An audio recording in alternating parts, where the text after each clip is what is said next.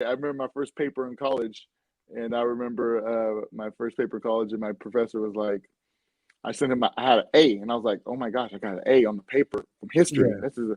So I sent that. So trust me, not stellar at all. Okay. But football for me, man, why I chose that route, honestly, it was kind of joking, but it's true. I really didn't excel well in the other Okay. sports. I started at a young age, as most athletes do. Mm-hmm. From me, anyways, I was forced in a lot of ways. I was that kid that was lazy, overweight, definitely more nerd. I was probably more into schooling and things like that and Okay. conversations than I was into sports. And so I remember being 8, 9 years old, and my mom, put me on the football team because it sounded fun. And I was like, "This sounds great." And then Mm-hmm. conditioning happened, and I The was the condition would change your yeah. outlook. And I was the kid that came in last every drill. And, Mm-hmm. truly, like I said, it's all about association and who you navigate yourself with. And I probably would never play football. At that Wow. point, at a young age, I probably would have chose not to play because I quit almost weekly because I Okay. did not want to run, did not want to work out. And I Mm-hmm. mean, a lot of coaches just said, get him out of here. And I had Wow. one coach, and may he rest in peace. He actually just died a couple of weeks ago, Lewis Bland. Glad Shout out to to the hear whole that.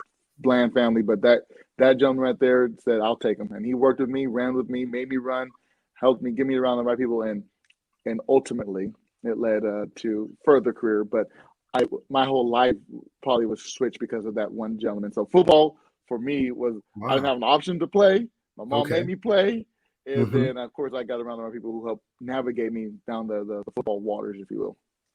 Nice, nice. So, how did that? We talk about how that impact you because you definitely have someone that just focus on you, mentor you, navigate you through, through their journey. Mm-hmm. So, so what did that influence you to play football on the college level? Because you was balling pretty hard in Modesto. I So, would say so, balling so, for so, so how that influence you to like, you know what? I think I want to take this to the next level in college. I would like I said, it started like that. Most athletes start as kids. We start off as Yeah. kids. We Mm-hmm. young age. And I still to this day had a great conversation with my son's his coach that he's working with right now in sports, and Mm-hmm. he's trying to tell me, everyone's trying to get their kids in sooner and sooner. Work off Mm-hmm. special. He said, once you realize, once you go down the rabbit hole of full time sports, you don't leave. There's no Yes. going back. So he said, You found your sometimes it niche. yeah, exactly. So you got to let a kid sometimes just be a kid, navigate those waters. Mm-hmm. And I'm starting to learn that is probably the route we're going with our son. But for me, why I go to the next level, it was natural in a lot of ways. I think as you progress and you identify a talent, because realize that football in a lot of ways is a talent.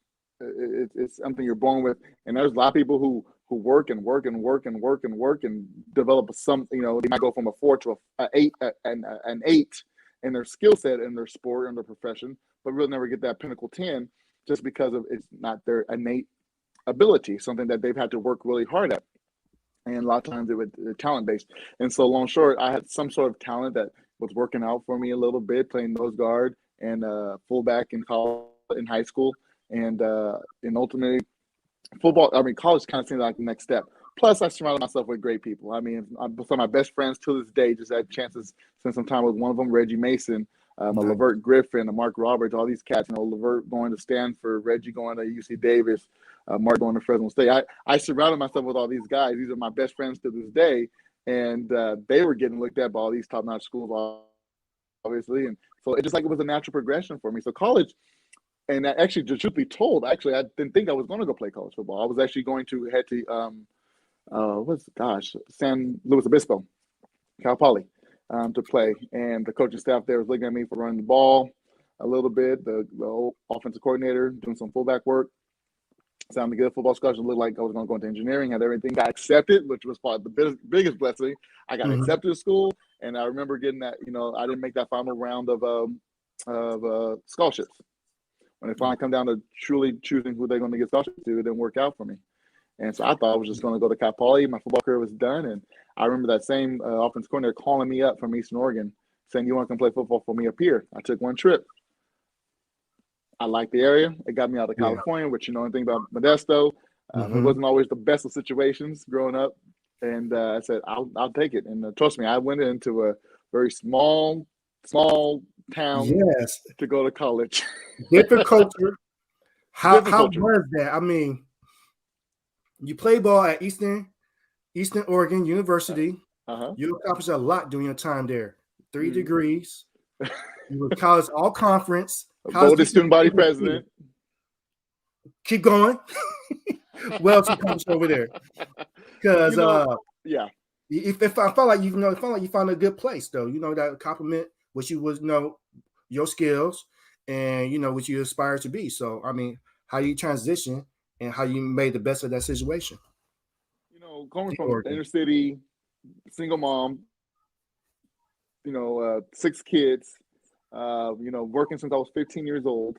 I'm paying for my own stuff. I mean, after junior high, my mom never bought me clothes ever again for school. I was helping pay the bills, and so for me, I knew I needed a way out, not from family, but a way out of that community, a way out to take my life to the next level. I knew I had seen what I didn't want out of life.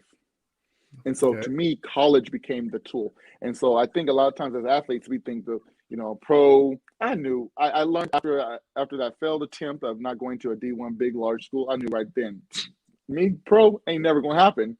So I really start to understand that football became a tool. Mm-hmm. A tool for my education. Mm-hmm. I use it as such. It was never this grandiose, all-encompassing, this is the number one thing in my life. I said, I'm going to work my butt off in the sport, so therefore it will lead me to where I really want to be, which at that time I believe was majorly getting my education and things like that. And that's kind of shifted a little bit based on, we'll talk about that, I'm sure, about, after sports, but life after sports. But, going into a small community, I mean, I don't even remember the population. Being an inner city Black kid, going into a very small podunk country farming, agricultural based community I actually transitioned well. I believe Dwayne Johnson recently said, going into the COVID season, he said, your perspective drives your performance. And going into and of course I just learned that recently. I can look back at my life and I can say, going into that college scene at that time, my perspective was, I'm here to get a degree. I'm here to play football. I'm here to make the best college experience, stay out of trouble, do the best I can to get to that next level, go back home and change my family, or whatever that may look like. And so my perspective drove my performance to just excel.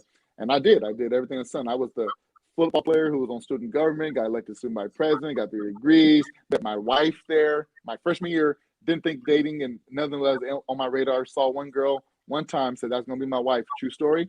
And I said, that's going to be the woman I'm going to marry. And I did everything at that point trying to pursue her. So a lot of things came from that because my perspective was driving my performance. And I wanted to excel in everything that I was doing. And it did work out in a lot of ways. And so great school, great. I almost became home to me. I told my wife, when we met, that I could make this home. It really felt like that. And then I decided, yeah, not so much. But we transitioned over here to Boise, Idaho now. But yeah. Yeah, that's good. That's good. Well, I mean, major props. Yeah. So it was a great time. Totally great time. So I gotta ask you, because as far as sports goes, it's not every day you hear someone really taking fully advantage of a collegiate scholarship, and not only that, getting 3 degrees out of that. So what was the inspiration behind it? Like I said, once you learn to navigate a system, and that's why you gotta, everyone knows this adage, it's not what you know, it's who you know. Yes. Walking onto the campus that freshman year, I was broke. Scholarship paid for school and stuff, but I was broke. I didn't know how to navigate FAFSA and student loans, or student aid, and I was dead broke. And I actually was broke-minded in a lot of ways too. Just didn't know how to work money and utilize money as a tool. Just kind of blew it. And so I just started to talk to the right resources on campus, start to talk to the right different older classmen. And I remember going in to see my counselor that spring term and sitting down with him, getting ready my junior, which would have been my junior year, and getting ready for the next year. Okay, what classes I'm at, where I'm at, make sure I'm on track for next year and everything else. He's like, you actually have enough credits right now. I'm like, what? He's like, you can graduate right now if you wanted to. And I said, see, I wasn't those kids. See, I didn't take to. So most of you athletes out there who are going to college are thinking, you guys are your coaches especially, are going to try to get you to take astronomy. when you go to college. They're going to try to get you, especially during the fall term, or if you're, or every season, they're going to try to they're going to try to get you to take art, during your season. And I wasn't that kid. I wasn't that guy. I was like, I'm here to get a degree. I'm here to play football. Don't get me wrong. And I started off 4 years, and so it's not like I was this bench warmer. I started off 4 years as well. I traveled with the team all 4 years. And so it was one of those things where I was here to get a degree. So I remember it happened to be my junior year, the fall term, and I was taking 28 credits. And people look at me now throughout the whole school year, not in one semester, right? One semester. Wow. Okay. And I don't say it braggingly. I say that to say that. Wow. Okay. Do what you want to do. Your perspective will drive your performance. And for me, it was simple because I had the right people in my corner. I give this example. Let me give an example. See, most people, the whole goal of college, and I know it sounds really bad to some of the listeners, but it's to study the professor. You study the professor and you'll know how to get an A every time. And I knew, so I would make a deal. Let's say I knew I needed this class to graduate. I remember econ class. I needed to take an econ class, and it was a lower level class. And I remember they only offered it twice a year, and I had to take this other class that next semester. So that mid-semester, I said, I'm going to come to class every day. I'm not going to enroll in the class. I'm going to come to class, do all the assignments. Will you let me do that, turn all my assignments in, hold my grade until next semester, and then I'll roll in the class, and then just at the end of the semester, just sign my grade, whatever I earned this semester? She said, yeah, absolutely. Hey, perfect example. You'll never know until you ask that question. You ask the question. Yes. Who you get around, who you surround yourself with. Yes. The questions, so I saw a professor say, are you willing to do this for me? She said, yeah, absolutely. I said, okay. So my point being is it's surrounding yourself. So how do I do that? It's taking advantage of what was available to me. And most people don't know what they want, they know what they can have. Mm-hmm. And like I said, and that's kind of how I was able to accomplish that. Okay. Well, I gotta say congratulations, man, because that's a huge achievement. 3 degrees in 4 years, and just the way you navigate. I'm sorry, I gotta say the way you hustle it at the same time, and really, this really made your dreams, your goals to reality, though. So that's really, hey, major props, though. You did that. You did that. Appreciate that. What was the transition like? I mean, hold on. What made you in your career, your football career? I mean, what made you not try to pursue the next level after you graduate your 3 degrees, a successful football career? I'm pretty sure you have some options. You can probably do a walk on, or try whatever options you have. But do you have any options, or what made you end their career? I could have probably played some Canadian ball. I probably could have played some arena football for sure. Mm-hmm. I probably definitely could play some travel. I could definitely done some stuff like that. Some friends who did some arena stuff. Some guys who went overseas and tried to play football and stuff. There's come to the point in time you got to get real. Mm-hmm. There comes a point in time in life you got to just sit down and say, Simon Sinek wrote a book I love tremendously called "Start with Why." Why do you do what you do? Most of us are taught from the time we are able to walk, are able to talk really, is, what do you want to do with your life? What?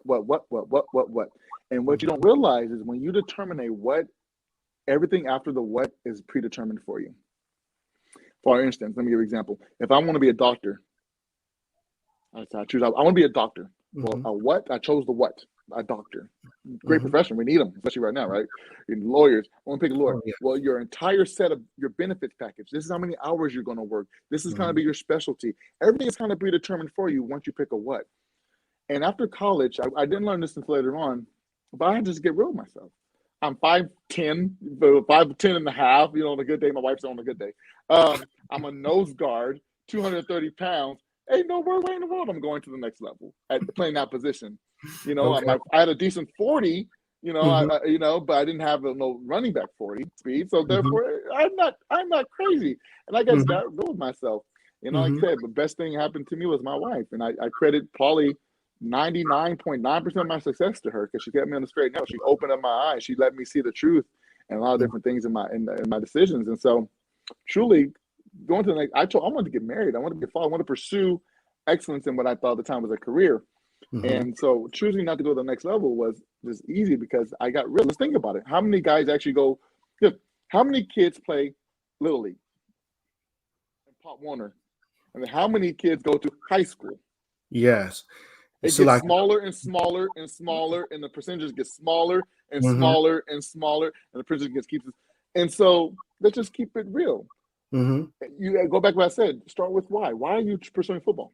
Because one of the things when I do mentor young guys, and especially who want to do, grandiose things, social media things, and mm-hmm, I say, okay, why?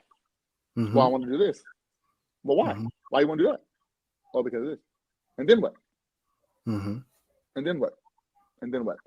Why? Why? Ask yourself why you're doing what you're doing. I think once you figure out your why, most people have identified why. And like I said, I can speak now, in my foresight, being forward thinking. I can go back. Mm-hmm. I didn't even have this. I couldn't say it this way, but I just Yes. want to move forward. I want to progress. Again, the natural progression. Go to, little league, go to college, Mm-hmm. work hard, get a good job, get a good career, and you'll make it. Well, that's kind of how I was brought up. And I think that's not the only person out there that's been brought up that way, to think that Yes. way. That's all of us. And so that was the natural progression for me. Once I got real with myself and realized I ain't going to no next level. There's no next level for me. I had some best friends, like I said, those guys could have went next level. I had Yes. some injuries interfere with that, but that wasn't the next progression for me. Was get married, have kids, build a career, and even there, I even got things confused and out of whack. But that's really why I didn't go to that next level, because I just realized, I did buy off on that whole thing. Work hard, get a good education, and you'll make it. And that truly, for me, coming out of the inner city was the biggest blessing. Okay. People tell me, would you go back to college? Yes. Not because I'm a big fan of school. I probably wouldn't get those 3 degrees anymore. I probably would not stress myself out. One in 4 years probably would have been better. Yes. Okay. But I will say, first and foremost, to meet my wife. When I go back to college, I would do it all over again to meet her. If I knew that she was at the end of that tunnel, I would do that again. And of course, play football. I mean, there's nothing like going up on a Saturday morning. There's nothing like getting up early in the Saturday morning and getting with your boys, walking to that locker room, going out, doing a nice little jog around the field for a little bit, going back to the locker room. For me, every Saturday morning ritual before we even went to breakfast was I had to go to the trainer and do an ice bath. That was my mandatory ritual. I just had so many aches and pains, shoulder issues, knees. So I had an ice bath up to before the game. Wow. Before the game. That's it. Usually that's after the game, but before the game. Before and after, I always did. It was time to clear my head. It was time to relax. It was time to get my muscles, get all the swelling down out of my muscles as much as possible. Yeah. But yeah, that was kind of my zoning time, if you will. It was peaceful. Then we would, go meet with the rest of the crew and eat breakfast and stuff. So that was kind of my thing, though.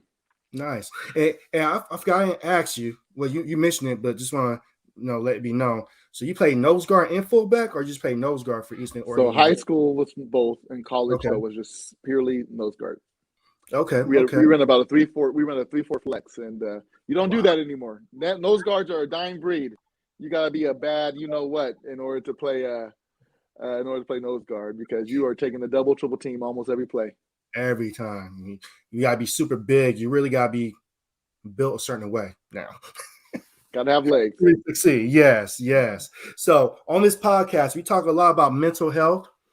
When we play sports, I feel like it's our whole life with all the training, practicing, and games. So what impact does it have on your mental health? They no longer can play the sport that you love. You talk about it already, but is there anything else you want to talk about? Just growing up, the passion for it to now you transition, like, okay, I'm good. It's like you have a good, healthy transition to the next level. But is there anything else you want to touch on, or just curious? Because I can. That's some stuff I can touch on there, especially when it comes to mental health, and we do get wrapped up in so many things. When it comes to sports, I mean, specifically talking to sports, I think a lot of times we're born with holes in our heart in life, and we try to fill it up with the negatives of life, especially as men. I'm going to speak as a man. I'm going to speak from that perspective. We're going to try to fill it with drugs, alcohol, pornography, sports. We're going to try to figure out what we win at, what we're good at. Never really, and I think that becomes who we are, man. There's a it's a double-edged sword. Being wrapped up in what we do allows us to provide for our family, allows us to protect ourselves, allows us to survive. But also being wrapped up in what we do makes us identify as something we do versus who we are. I'm not trying to teach my son to be an athlete. I'm trying to teach my son to be a wonderful husband and father. He's going to be a husband and a father longer than he's going to be my son in my household. Right about that. And I got 18 years. And so I think, as if you can start to transition your brain, like I said, go back to that book, it's time to start with why. What do you want your life to look like in 10 to 15 years down the road? Not what you're doing, not what you're doing as a career, not what you're doing as a job, not what you're doing to make money, but who are you? What do you want your life? I want to have, I've learned I want to have 6 Saturdays in the Sunday with my family. Mm-hmm. I want to walk into the bank and I want to, with my whatever I'm wearing, and just be a different light in the world. And so people are gonna say, what do you do? What do you do? Well, I take my daughters on daddy-daughter dates. I take my son out to games. I wine and dine my wife. I like to serve my church. I mean, anything specifically? No, I meant like for a job. Oh, well, why is it the first thing we identify is what we do? Same thing with athletes. We want to identify. Yeah. Well, I'm a football player. I'm a basketball player. I'm a this. It's versus saying I'm a straight A athlete. Why not be more proud that you're a straight A athlete first? It's so funny. The joke in sports in general, especially colleges, student athlete, and sometimes the coaches get it confused. A lot of them get confused. And so, but it's cool. It's totally understandable because they have a profession. They have a job. Their job is on the line half the time. Yeah. And so I get it. So don't be so wrapped up in what you're doing. Be more concerned about who you are. Don't ever worry about your reputation. If you take care of your character, your reputation takes care of itself. And I had to learn that the hard lesson, even in college. And so when it comes to mental health, because I'm telling you right now, when I got out of college, my mental health went away. I've never felt a depression before. I'm not going to say I wasn't depressed, but it was definitely a bout of depression. I graduated in college in 2009. And if anyone remembers the recession of 2008 and 2009, yeah. I was 08. I'm like, this is not what I thought it was going to be. That recession, I graduated that year. So here I am, Mr. Degrees, got 3 degrees, master degrees, with experience. Not like I just walked out of school. I managed departments, I managed stuff. I was working, everything. I was involved. And I thought, sure, I'm newlywed. Here I am, a newlywed, got to provide for this family, bought a home. I'm like, man, we got to do something. And I couldn't find work for 6 months. Yes. Remember those days. And so graduation, thinking here I am, got people, waking up at 3 o'clock in the morning to go unload buses at FedEx. Here I am, going, work. My first job I can land, that full-time position after interview after interview, application after application, was making $10.58 an hour at a local thrift store here in town. And that's what I could find. And I look back at my wife and I look back in the time, my hairline was up to here. I'm married an Anglo-Saxon woman, aka white. And which is totally cool. We were broke. I couldn't even afford a $20 haircut back then. So she was trying to learn to cut my hair, newlywed. We lived a different life. And I got depressed because I was wrapped up in what I was providing. I forgot I was her husband. Luckily, we didn't have kids during that time. That would probably been even extra stress. And I'm not sure we would have been able to survive our marriage at that time. Mm-hmm. But I was so wrapped up in who and what and the what and the what. What am I supposed to be doing? What am my career? What? Then I say start with why, not your what. Yes. Yes. And it caused a major depression. Sport, and I think a lot of times, not necessarily just sports, but when you try to fill that gap up with sports or hobbies or even leagues of anything, I think it allows you to numb the pain of reality of where you're really at in life. Agree. And so I didn't have football there after that to kind of keep me sane, to feel like I was still winning in something. I didn't have football there anymore. So when I couldn't find work and I was wrapped up in what I was supposed to be doing in the career,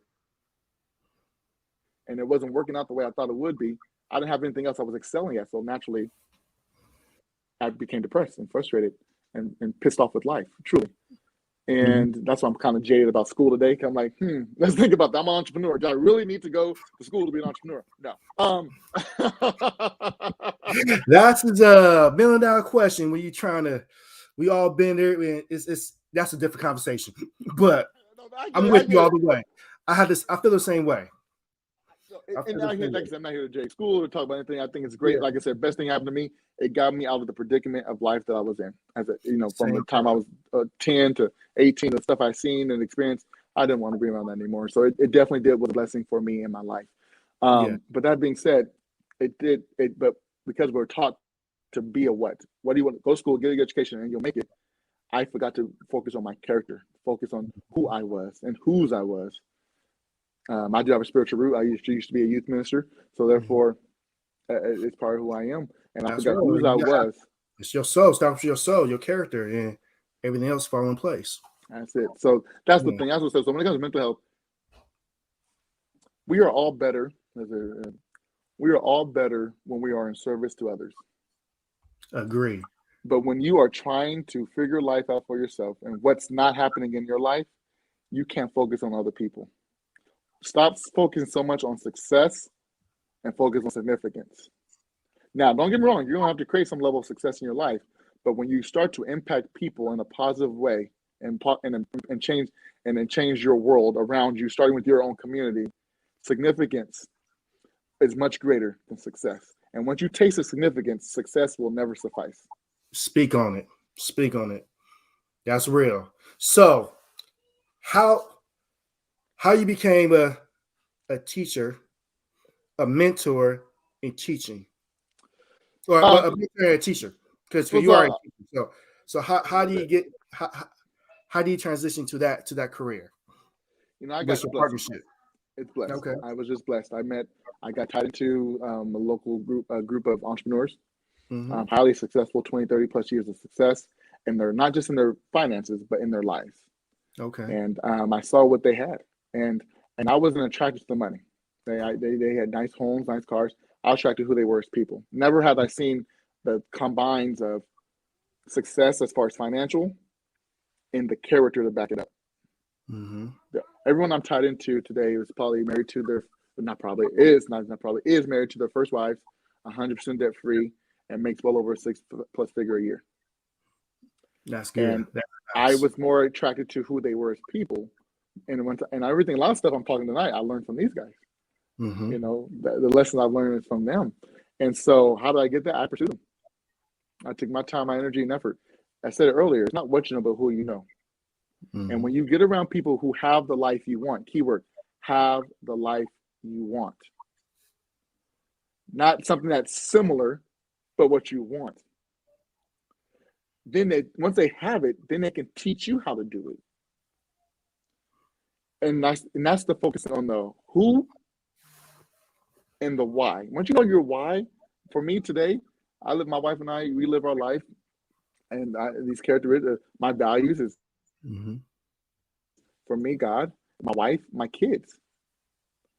If it doesn't have to do with those first three, or if it takes away or about it takes away or causes me to jeopardize any of those relationships first, I'm not going to do it. I'm not going to be around it. I'm not going to be a part of it, and that's okay. Mm-hmm. And if you want to do something different, you do you, boo boo. But for me, I decided to want to live my life through my value system, and that's how I define my values. And so I just got lucky. I got the lucky draw, pursued them, and it's worked out for us. We've learned a lot from them.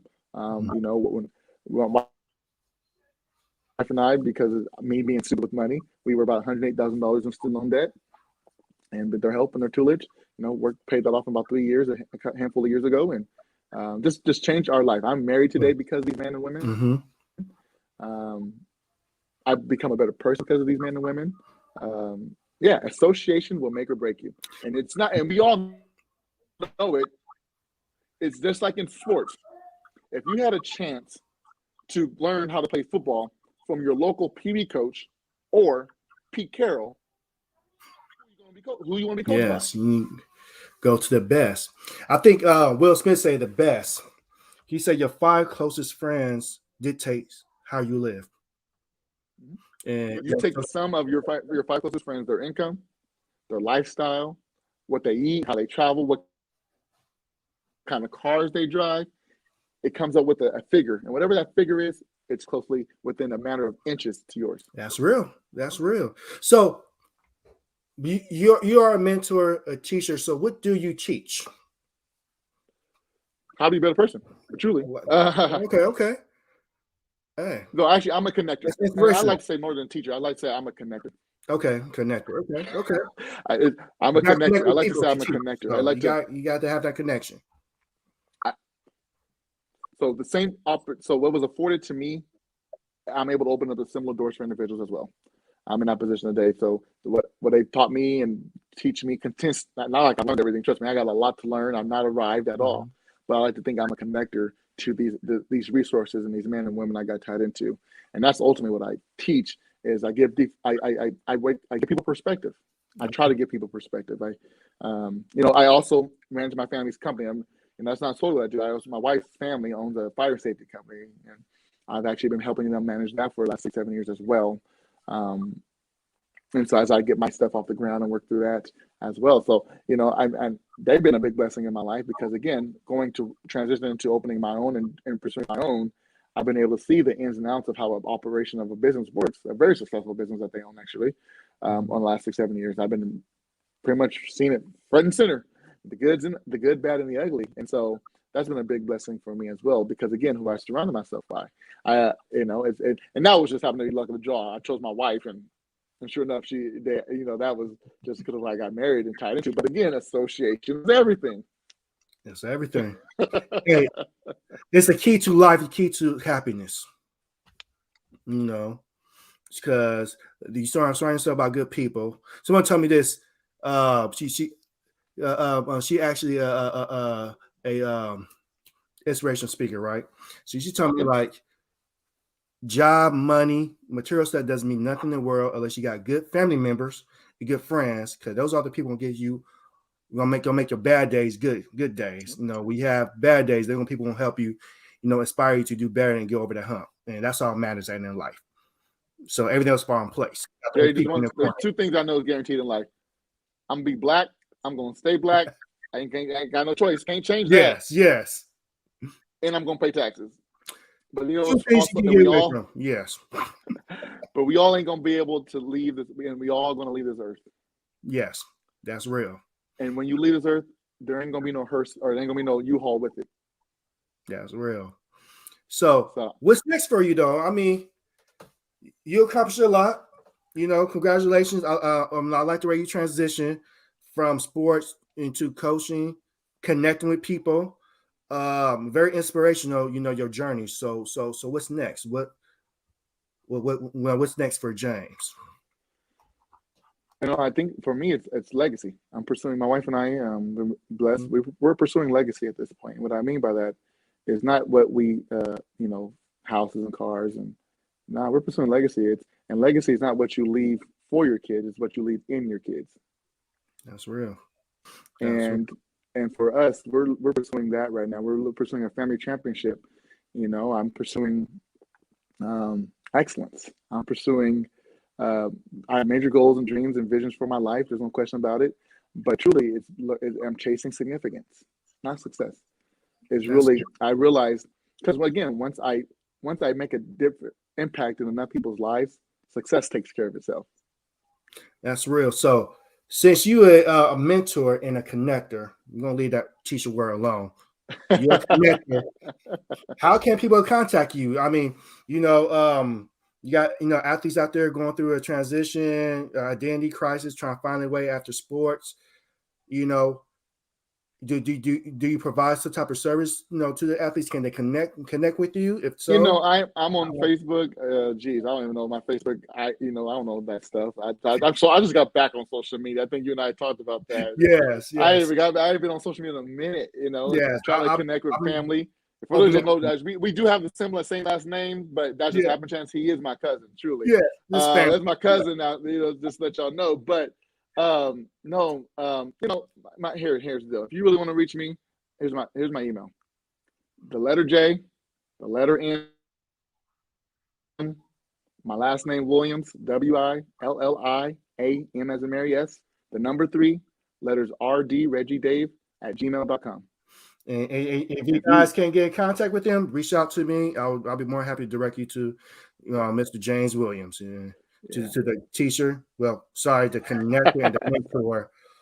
of the year. Man, it's this conversation been very inspirational. I really want to thank you for taking time to really chat with me. Is there anything else you want to let the listeners know? Jay, I guess I really want to take this time to edify you, dude. I mean, everything I've talked about is what you're pursuing. Coming from the sports world and then taking a hiatus from the sports world and trying to navigate these new waters.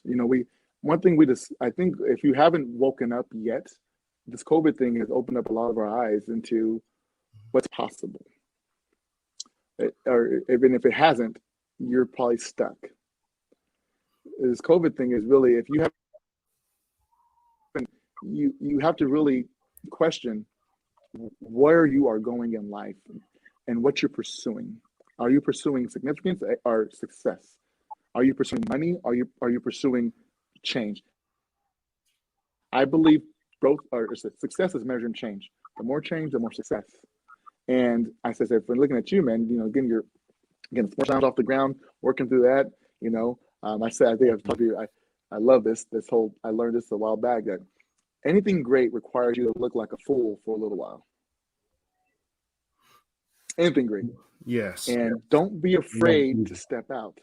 Mm-hmm. Don't be afraid. Realize a minority is still a majority. Because it just takes one. One person changed the game. And I think we're so bombarded with so many messages. My wife's about to have our third daughter. I'm going to be the dad for them to show them what a man looks like. Yeah. Because I don't want the world showing them what a woman looks like and what a woman does. Mm. I'm showing my son what a husband and a father looks like. Not what. I can talk. Trust me, I'll talk him under the table all day about my sports accomplishments. But I'm not worried about my sports. I'm talking about I want him to be better than me. I want him to look at past my shoulders. I want him to be able to take where I stopped and keep going. Take it to the next level. And versus most of us have to do, we always have to start at zero. Mm-hmm. And I don't want my daughters having some dude, the first dude to come up and talk about, what's up, shorty? Like I ain't time for that. I'm going to show them what a real, my dog's going to be like, what do you drive? What kind of car you got? Mm-hmm. Can you, what we working with? I want them to know quality. Yeah. Quality of man, quality of life. Mm-hmm. Exactly. Because that's what I'm going to expose them to. So what's next for James? Most important thing, spoil my wife. Mm-hmm. That's what's next for James. Mm-hmm. Being an influencer in my community. I don't need to be an influencer in the world. Mm-hmm. Influencer in my community. Mm-hmm. Mother Teresa, people always want to ask, it was saying Mother Teresa got asked years ago, how do I want to make a change? I want to make a difference like you. What do I do? She said, start with one. So don't take one. With one person. That's real. And all of us need to start with one. I believe it starts with yourself. You're not happy, you can't make someone else happy until you're happy. You got to find your happiness. You can't give away something you don't have. That's real. If you're not sick, guess what? You're not getting someone else sick. Mm-hmm. And we probably learned that more than ever in this last COVID season. Hey, you can't get it. Yes. COVID definitely opened our eyes and different, I hope it changed a lot of people's perspective in life for the better, because there's so much more out there, So yeah. I just tell people, keep grinding, figuring out, get around the right people who have good character, good morals, good values, who are going to make this country better, going to make your community better. That would be my encouragement. Find people like that who really want to make a truly difference and who are currently doing that. And when you find those people, ask them how they did it. And if they're really good character and really have values and really understand the power of a, of course, they'll take you under the wing. I'm just an example of that. So. That's good. That's good. Well, thank you for taking time sharing your story with us with the Sportz Lounge. And we wish you many, many, many blessings and success with connecting and mentoring with your partnership. I mean, I can go on, man, but it was a pleasure. It was an honor. So thank you for all you do for the community, all you do for your family as an individual. Keep moving forward and much success, man. So thank you. Hey, thank you, Jay. Appreciate you, brother. All right, man. Have a great day. It'll be a great evening. Again, thank you for joining the Sportz Lounge. Many blessings. Absolutely. Have a good one. Bye.